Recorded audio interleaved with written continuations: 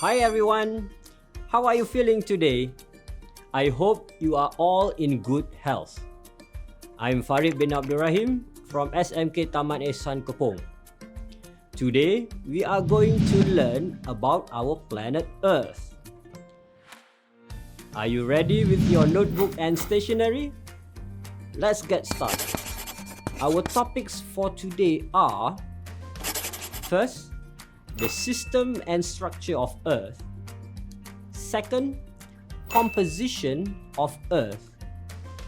And third, Earth resources and applied geology. The Earth system consists of four main components that are interconnected: geosphere, hydrosphere, biosphere, and atmosphere. Let's take a look at the atmosphere.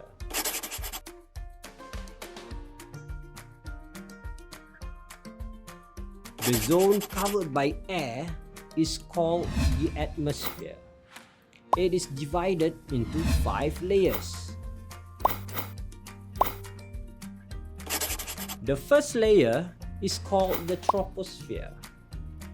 It is the most suitable environment for living organisms to live in. It has suitable temperatures, air pressure, and composition of air to live in. Next, we can find the ozone layer located at the stratosphere, which protects Earth by absorbing harmful ultraviolet rays from sunlight. The mesosphere is where meteorites burn up when entering the atmosphere. Thermosphere, which is also known as the ionosphere, contains ions that can reflect radio waves. Besides that, the aurora also occurs here. The exosphere is the outermost layer where communication satellites orbiting Earth allow phone calls and television broadcasts.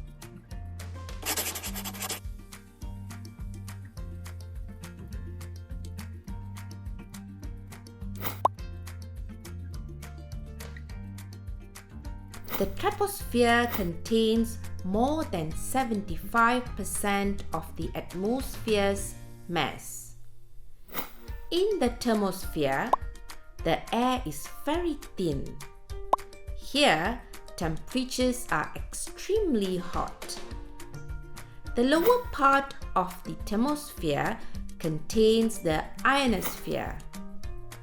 Here, atoms are ionized.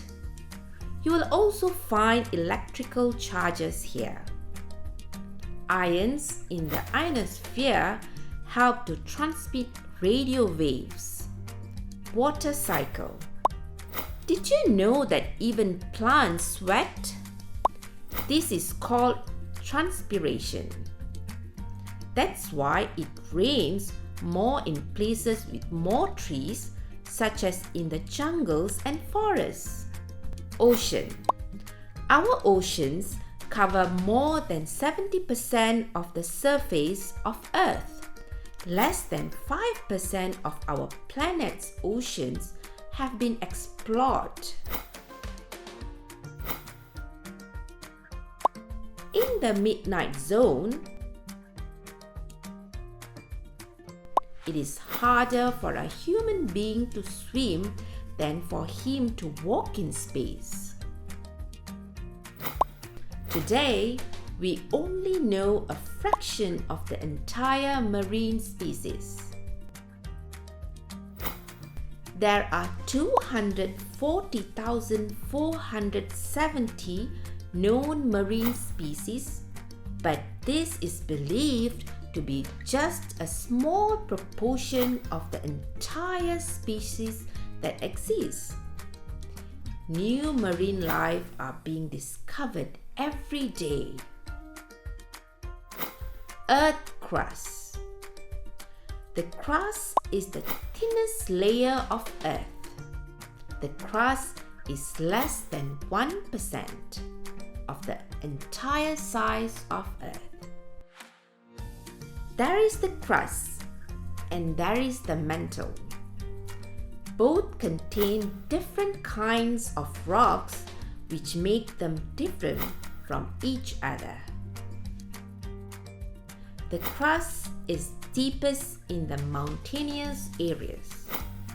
It can be up to 70 km thick here.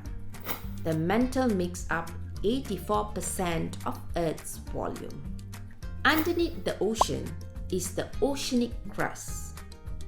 This is made from basalt lava flows, which come from volcanoes that erupt over millions of years. As we climb to a higher altitude, the air pressure and temperature of the surrounding will start to change. The higher the altitude, the lower the air pressure.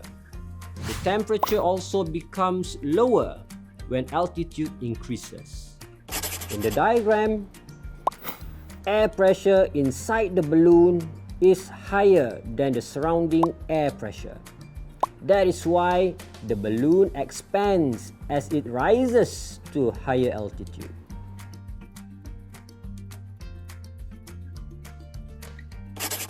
Boys and girls, we have looked at atmospheric stratification. Next is the hydrosphere.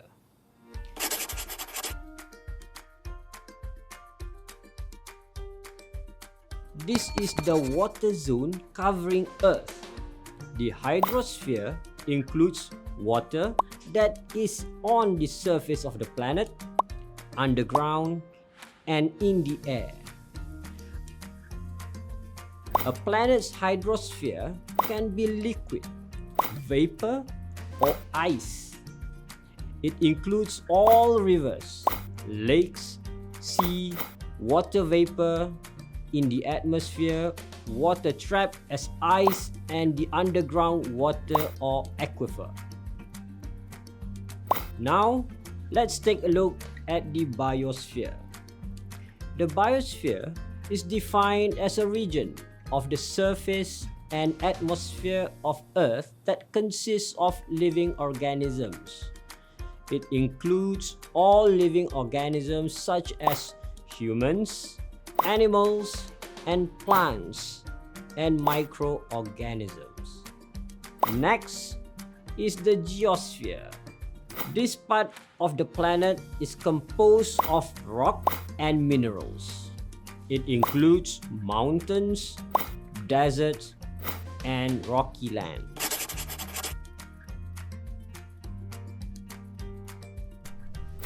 There are three types of rocks, and they are igneous rock, sedimentary rocks, and metamorphic rocks. Igneous rocks. Igneous is derived from the Latin word ignis. Ignis means fire. Igneous rocks are formed when magma comes out of a volcano and later cools down and solidifies. When magma erupts and solidifies above Earth's surface, this is known as extrusive igneous rocks. Intrusive igneous rocks are formed when the magma cools and solidifies inside the surface of Earth. Sedimentary rocks. Sedimentary rocks are made up of sediments. These sediments could be minerals, small pieces of plants, and other organic matter. These sediments have been compressed and deposited over a long period of time. Sedimentary rocks are generally found in the ocean, on lake beds, and the rocky surfaces of Earth's crust. Sedimentary rocks also contain fossils. Metamorphic rocks. Metamorphic rocks are formed from the igneous and sedimentary rocks that undergo change when they are exposed to high temperatures and pressures. This process of changing from one form of rock to another is called metamorphism. Did you know the upper segment of Earth's crust is made up of about 95% of igneous rocks? The Taj Mahal in India is built completely from different types of marbles. Marbles are igneous rocks. Metamorphic rocks are formed when other types of rocks are affected by great temperatures and pressures. A lava flow caused by an eruption around 55 million years ago created the Giant's Causeway. Here, the lava split as it cooled, forming around 40,000 basalt pillars. These pillars resemble massive stepping stones. Basalt is an igneous rock. Now, let's look at ocean stratification.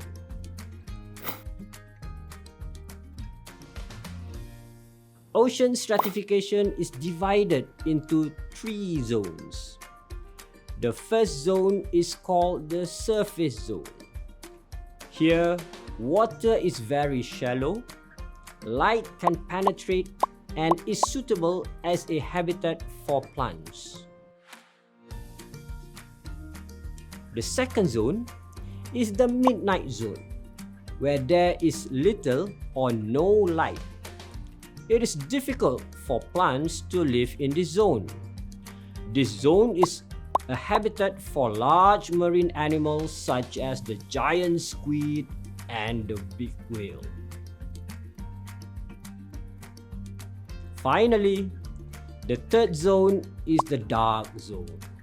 The zone is very deep. No light can reach it. In this zone, most animals have shimmering bodies which glow in the dark. Well, boys and girls, you have just learned about ocean stratification. Now, let's learn about the distribution of water on Earth.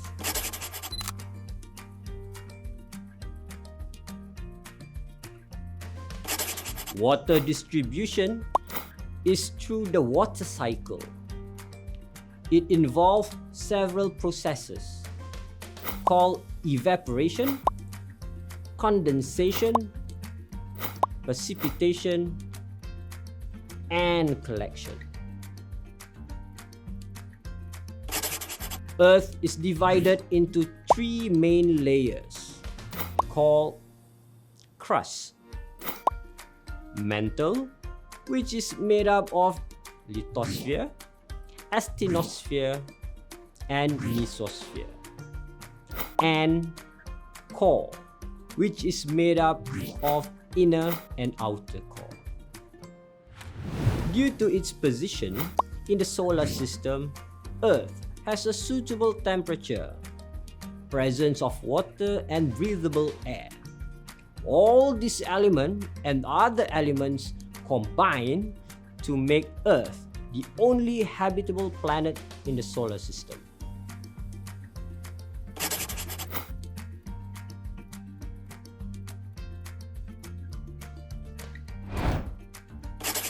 Earth's crust is formed from various types of rock, such as igneous rock, which is formed from the process of cooling and freezing of magma or lava.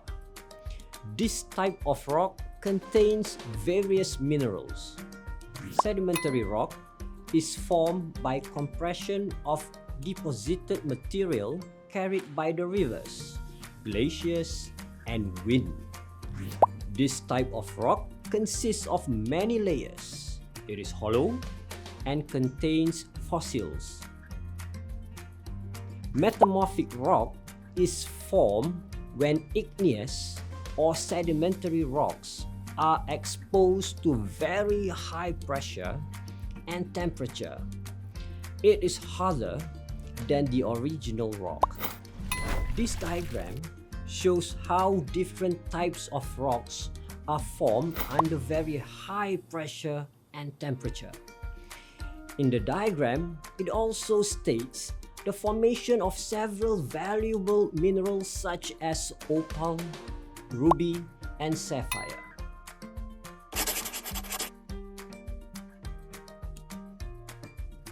Water on Earth consists of surface and underground water. Underground water is known as aquifer. Surface water consists of the rivers, oceans, lakes, and seas. What are the risks of contaminants that may happen to surface water? Surface water can be polluted by waste material from industrial and housing areas. Excessive use of fertilizers and pesticides at agricultural areas can also pollute river water. What are the risks of contaminants that may happen to underground water?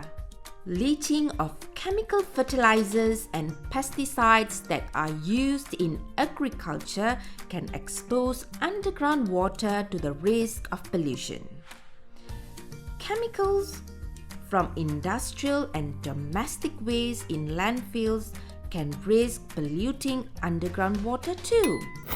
What causes the risk of supply shortage to surface water? The evaporation of water that occurs when the weather is hot and dry may cause the risk of supply shortage to surface water. What causes the risk of supply shortage to underground water? The underground water content will decrease in order to sustain the increasing usage of water in daily life. Did you know the total volume of water on Earth is estimated at 1.386 billion kilometer cube, which is equivalent to 333 million cubic miles. 97.5% of water on Earth is salt water and 2.5% is fresh water. And out of this 2.5% of fresh water, only 0.3% is in liquid form on the surface of Earth. Minerals are elements or compounds that exist naturally in Earth's crust. Generally, minerals have many benefits which can be used for economical and industrial purposes. Minerals which have a high price value are known as economic minerals.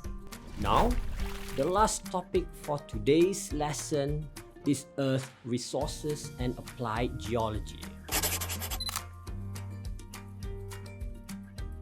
Boys and girls, surface water and underground water are Earth's valuable natural resources. But this resource is vulnerable and can be polluted by waste materials from industrial or housing areas. It can also be polluted by fertilizers or pesticides that absorb into the ground. This will result in an increase of time and resources to filter and neutralize the water for everyday use. Economic minerals can be found in Earth's crust. These are metallic minerals such as copper, gold, magnetite, and pyrite, and non-metallic minerals such as coal and petroleum. Rare earth minerals exist together with other rare elements that have unique properties. Boys and girls, do you know how coal is formed? Coal is formed from deposits of plants over million years ago. Under high pressure and heat, the deposits turn into coal. And do you know how petroleum is formed?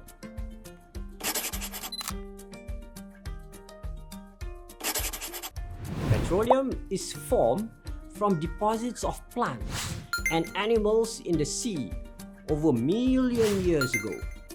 Under enormous pressure and high temperature, the deposits turn into petroleum and natural gas.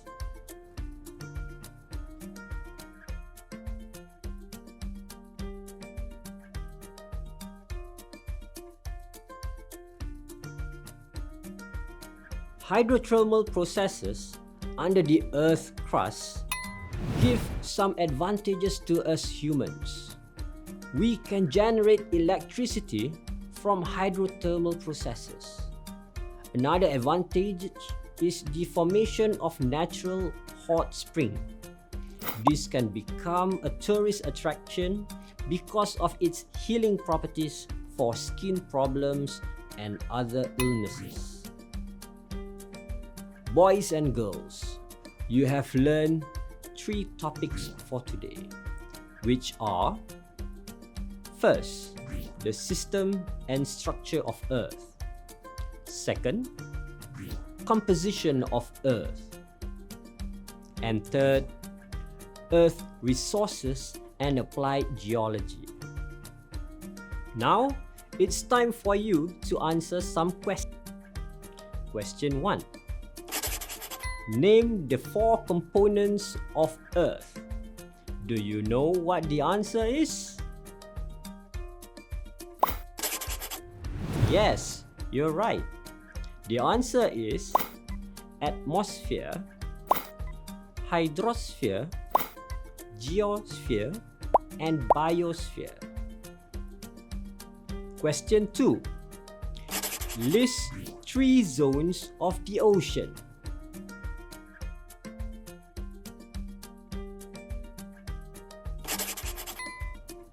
Excellent! The answer is surface zone, midnight zone, and dark zone.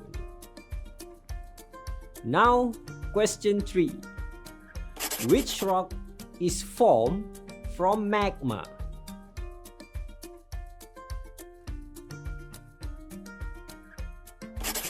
Yes! Terrific! The answer is igneous rock. And finally, question 4. Which types of organisms are petroleum and natural gas formed from?